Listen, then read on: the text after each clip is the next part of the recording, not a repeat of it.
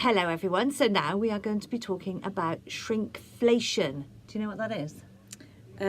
It's when things in like food and drink has shrunk, like the size Yeah, of it's things. basically, in the economy, there are things like if you are spending so much money on a product, but the company wants to earn more money from that, then they will shrink how much you get from it. So it's basically shrinkflation. You get less for the same amount of money. That sounds fair, doesn't it? Well, it's good if it's things like chocolate, which is obviously good for Well, me, and crisps.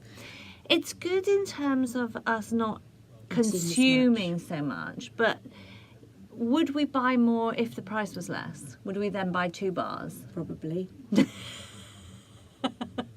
you buy two of those multi-packets of crisps. The crisps is an issue, I think, because, I don't know, here's a bag for sharing when you rip the top open, but actually, do people share that, or they just buy it and eat it themselves? So there's 2 things here, isn't there? There's a money aspect and health.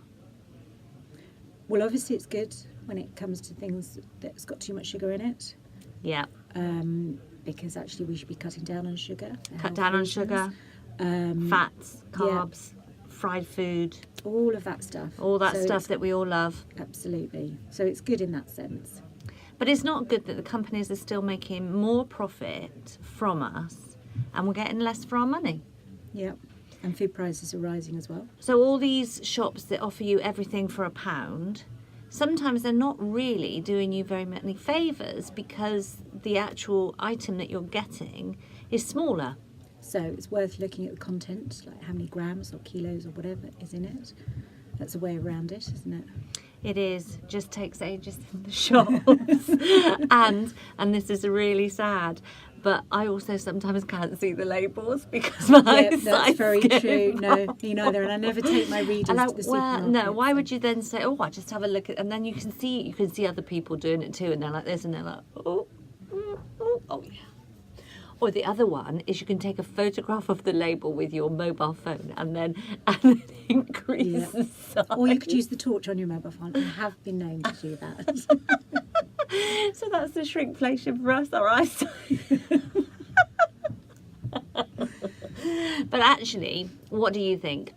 Do you think it's a good thing that we are being sold less in terms of the grams of fat, sugar, chocolate, bread? It's over 200 products.